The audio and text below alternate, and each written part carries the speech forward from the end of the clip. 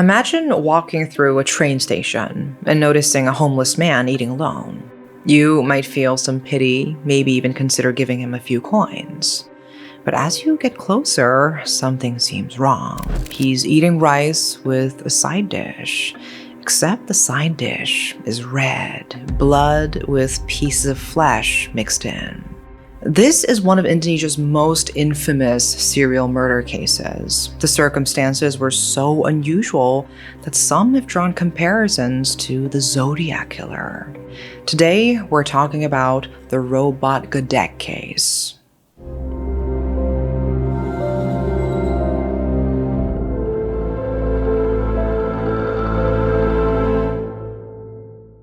When I cover stories like this, I'm always reminded just how fragile life can be. One moment you're just living your day, and the next, everything changes. It could be an accident, an injury, something completely out of your control. And suddenly, you're faced with hospital bills, insurance companies, and stress that just doesn't seem to end.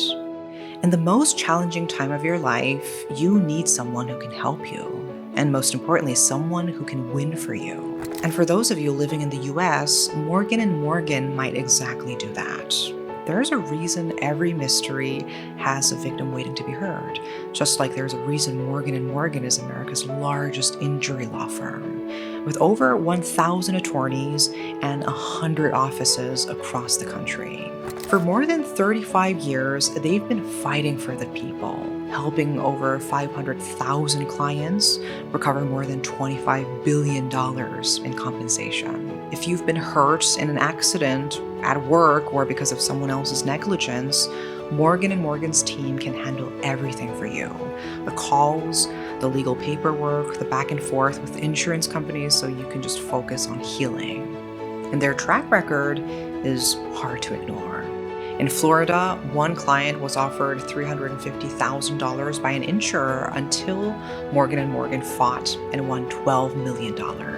In Pennsylvania, another client's $500,000 offer turned into $29 million. So if you're ever injured, you can check out Morgan & Morgan. Their fee is free unless they win.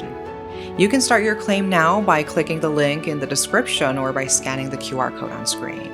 Because when life turns upside down, you don't just need hope, you need someone who knows how to fight back. Between 1994 and 1996, 4 dead children were found in Kemiran, central Jakarta, and 4 more in Pondokopi, East Jakarta.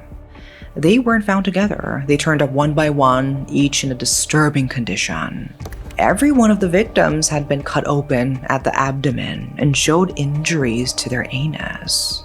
For 2 years, the police couldn't find any leads. With 7 bodies and no suspects, the police investigation had hit rock bottom. Then, in July 1996, the 8th victim was found. Another homeless child, his body chopped up. This time, several people came forward to testify. And that's when a name surfaced, Siswanto. On the streets, though, people knew him by a different name, Robot Gedek. For clarity, I'll mainly be calling him Siswanto. Siswanto was born in 1963 in Ketandan, a village in Batang, Central Java. He came from a very poor family. His father was a farmer, but not the kind who owned land. He was someone who got hired to do hard labor on other people's farms. Like many traditional Javanese families, his father was the sole breadwinner, while his mother tended to the home. Because of these difficulties, Siswanto never stepped foot into a school, leaving him illiterate. He also had a condition that made his head move involuntarily in an unusual way. But despite these obstacles, he grew up into a cheerful kid who was loved by his peers.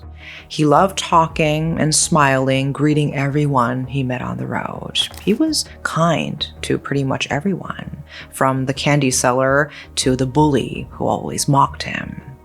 He saw everyone as his friends. Unfortunately, because of his friendly manner, older kids started to take advantage of him. Not in the simple way you might think when you hear that phrase. They used him to relieve their sexual desires. From a very young age, he was abused in this way by older teenagers. At first, Siswanto didn't understand why they laughed at him or why they touched his private parts. But as he got older, he understood what those older boys had done to him. He wanted to resist, but he was afraid of getting beaten up. The abuse took a toll on him. The once cheerful and talkative Siswanto turned into an introverted and quiet boy. His parents tried to talk to him, asking if anything bad had happened, but he kept avoiding eye contact and remained silent. When he was a teenager, Siswanto left his village to pursue better opportunities in Jakarta. But for someone with no skills and no ability to read, the hardship of living alone in a big city hit him hard. No one wants to hire you. That was the reality that hit him every time he tried to apply for a job. In the end, he had no place to stay, no money, and no work, so he became homeless. But he had to survive. He picked up skills from fellow homeless kids, singing, playing the ukulele, and begging. Slowly but surely, he got used to life on the streets. He couldn't get the peaceful life he'd always wanted, but with his friends' help, he adapted to life as a homeless person. Together, these kids ran from the police who would frame them for crimes they never committed, and from government workers who would drag them to orphanages. He eventually settled with a few friends near a train rail by Gaplok Traditional Market in Senen, central Jakarta. There, he was cared for by a woman he called Mommy. But she didn't do this for free. As with the other homeless children under her watch, there was a price to pay for the roof over his head and the food he ate. In exchange for this supposed care, each child had to go out to beg and give all the money they collected to Mommy. Here, Siswanto lived in miserable conditions, staying in a makeshift house built from cardboard boxes on the edge of the train tracks. Still under Mommy's supervision, Siswanto found a new life. He still had nothing, but he made several friends, and his old personality came back. He again became the talkative and friendly Siswanto. But even though many liked him for his personality, many also mocked him for his involuntary head movements. Because of this, people called him Robot Gedek. Gedek refers to the side-to-side head movement, like when you're shaking your head. No. Combined with his stiff way of walking, they likened his movements to those of a malfunctioning robot. Despite being mocked, Siswanto kept his kind personality, but that kindness once again led to pain, as he found himself being sexually abused by the older men around him. The constant abuse he suffered shifted something in him. He began to see boys and men differently, eventually becoming a perpetrator himself. In the 1990s, upon reaching adulthood, Siswanto started hanging out with other homeless people, and there he learned something. He could abuse homeless children without consequence. With no family or legal guardians watching over them, no one would notice if he raped them. That realization marked the beginning of a chain of sex crimes committed by Siswanto. With the money he gathered from begging and performing as a street musician, he bought snacks, rice, and side dishes, all to lure children. He would give the kids food, and when they trusted him enough, he would take them to quiet places or into the bushes and rape them. Then he would intimidate the kids into staying silent about what he had done before letting them go. These assaults in Senen, central Jakarta, lasted from 1990 to 1994, with most victims aged between 9 and 15. At first, he didn't kill any of his victims. But in 1994, while assaulting one child, a thought crossed his mind. I wonder what human meat tastes like. That day, he took the life of his first victim, an unidentified 12-year-old boy. He had approached the boy, who was alone near the train rail in Senen. They walked for a while. Siswanto acted like he cared about the child and offered him a meal. The boy, who hadn't eaten in a while, followed him to the nearest bushes, where Siswanto raped him. But after the assault, Siswanto didn't stop. He took a sharp object and stabbed the boy to death. Then he took his own portion of rice and served himself a piece of a boy's bloodied flesh as a side dish, all while sitting beside the child's lifeless body. Later, when asked by the media about the taste, he said it was salty. After tasting the boy's blood, Siswanto left the body in the open for anyone to find. He never hid away or showed any sign of regret. He just continued his daily activities, smiling, singing, and begging around the area. In December 1994, one day after the murder, a passerby found the mutilated body. The sight of a human with internal organs exposed and left in the open shocked the nation. Many expressed their disgust and sympathy for the victim. Police were called immediately, and the body was taken for examination. Because he was homeless with no known relatives, no one could identify him. The examination revealed that his anus had been torn, indicating sexual abuse. With no leads on either the victim's or suspect's identity, the body was buried under the name Mr. X, with no further investigation. For a while, the connection between Siswanto's crimes went completely undetected. He continued killing, luring victims with food and raping them before murdering them. The bodies were found not long after, and just like the first victim, since they were homeless children, their cases went nowhere. Siswanto killed more than one boy in 1994, but no one suspected him of being the culprit, even though he was known for hanging around the areas where victims were found, and he never tried to hide.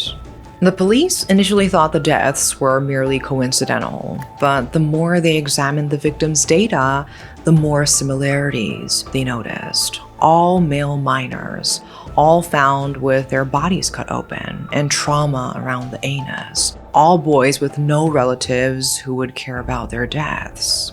Clearly, the perpetrator knew who to target. The bodies were also left in the open, as if the killer wanted to be noticed, as if saying, "Look at what I've done."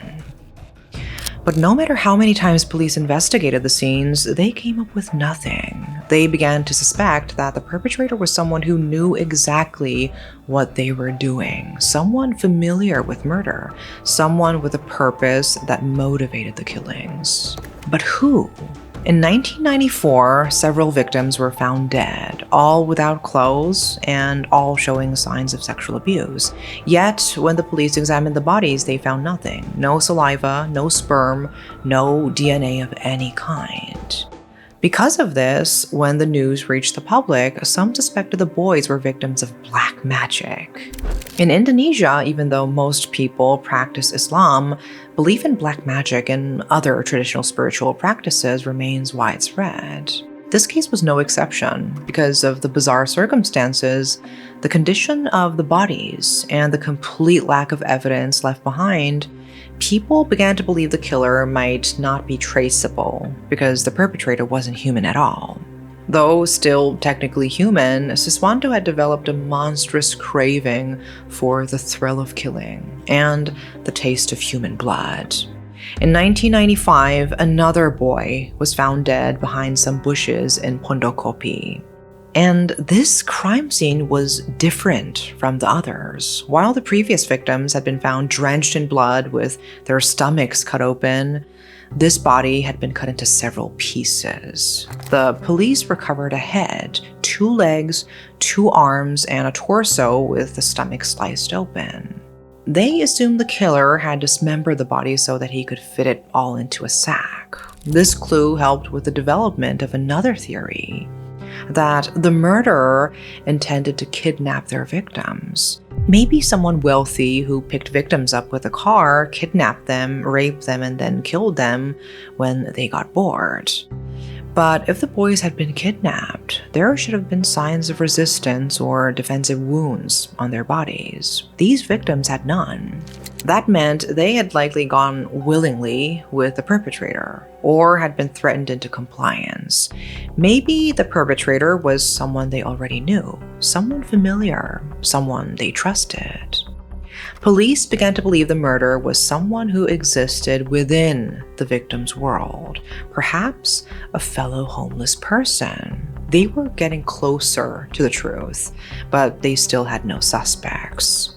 That is, until another body was found on July 5th, 1996.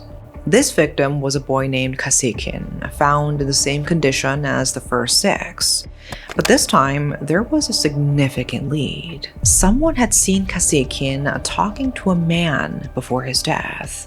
Several people were questioned, including men in the area with known involvement in child abuse cases. One of those men, called Babe or Bakuni, testified that he had seen Kasikin with a man before the boy died. At that time, Kasikin had been talking with Siswanto, robot Gedek, in Sunen. Based on this testimony, the police immediately went to track him down. But Siswanto had already left for his village in Batang. Police sent officers to Batang but couldn't find him.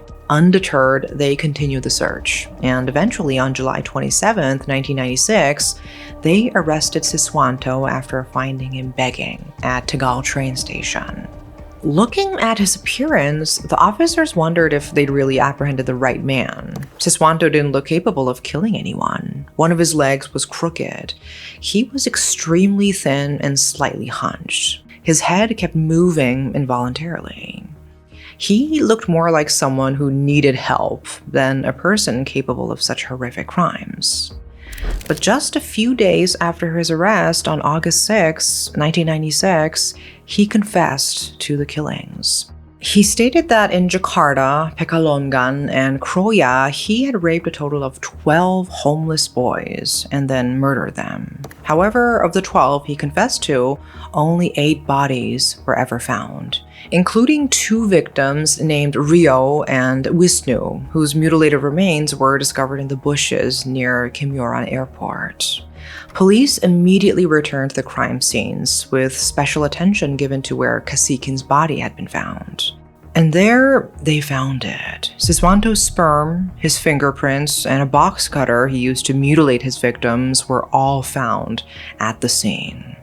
Officers who investigated Siswanto's living space also found belongings taken from the victims. During the crime reconstruction, Siswanto confessed to killing his victims under a big tree, which investigators visited and confirmed to be exactly as he described. With this evidence, police were certain that Siswanto was both mentally competent and guilty of committing the crimes. When asked about his reasoning, he only smiled, saying it was the result of lust and the desire to feel the thrill of killing. When murdering his victims, Siswanto claimed to have felt an adrenaline rush. The feeling of cutting the victims, he said, wasn't that different from the feeling of cutting chicken. He also stated that when drinking the victim's blood, he felt like a weight had been lifted, as if every one of his burdens had just vanished into thin air. After that, well, I just felt relieved. Then I wanted to do it again, he said. Siswanto's trial lasted about a year, with time spent determining if he was mentally competent enough to have committed the crimes, and to establish how he carried out the murders. During the trial, several key witnesses appeared before the judge, including Bakuni, the man who claimed to have seen Kasikin with Siswanto before the boy was found dead. On May 21, 1997, Siswanto was sentenced to death for the rape and murder of 12 victims. Hearing the verdict, he said, "I'm afraid to die," but the decision had been made.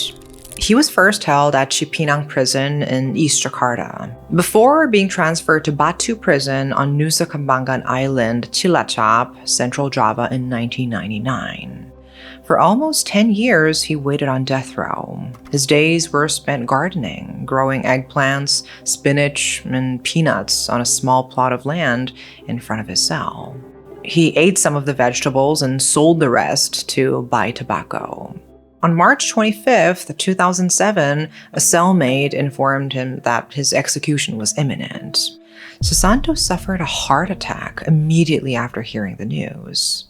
He was initially treated at the Batu prison clinic, but when his condition worsened, he was transferred to Cilacap Regional General Hospital. During his stay in the hospital, his family from the village came and stayed with him until his last breath. He died on March 26, 2007, not by execution, but by cardiac arrest. His family took his body and buried him at the public cemetery in Baji village, Tulis district, Batang, Central Java. And finally, the case came to its end, or so it seemed. Discussion about the case continued and eventually evolved into a conspiracy theory, suggesting that Siswanto was merely a scapegoat for a larger crime. Usman Hamid, a member of the Commission for Missing Persons and Victims of Violence, claimed that Siswanto lacked the ability to commit murder. Aside from having mental health issues, Siswanto was known as someone who acted and looked innocent. His personality, according to many who knew him, was that of a sweet man who knew no evil, someone who would smile even when people mistreated him. So then a question emerged. If it wasn't Siswanto, who was the real culprit? Many turned their attention to the person who claimed to have seen Kasikin with Siswanto. Bakuni was questioned by police for his testimony, and people began questioning why police had interrogated several men involved in child sexual abuse cases but hadn't seriously investigated Bakuni himself. Many suspected that he might have committed similar crimes if he was not in fact the real killer and had framed Siswanto. This suspicion was later proven to have merit. Years after Siswanto's death, in January 2010, Bakuni was arrested for murdering 14 homeless children, ranging from 6 to 12 years old. His killings were committed between 1993 and 2010, with most victims found naked and mutilated. The motive, they had refused to comply when he tried to rape them. His method was strangling victims with a plastic rope. After confirming their death, he would then sexually assault the dead bodies. Most of his victims were mutilated and their bodies disposed of in the areas where he murdered them. The similarities to Siswanto's crimes were difficult to ignore. Bakuni was convicted and sentenced to life in prison by the East Jakarta District Court in October 2010. 2 months later, the Jakarta High Court found the decision insufficient, sentencing Bakuni to death. So the theory goes, the one who killed 12 homeless kids was not Siswanto, but Bakuni. He used the innocent Siswanto as a scapegoat for his own crimes. And when Siswanto was convicted and died in prison, Bakuni was left with no one else to blame. Many argued that in Siswanto's case, Bakuni's testimony was the only thing that led to the conviction, the key testimony that resulted in the death penalty. This testimony didn't match the facts discovered at Bakuni's arrest. During Siswanto's trial, Bakuni had introduced himself as Sunarto and pretended to be a secondhand clothing seller at Pasar Gio in Kemiran.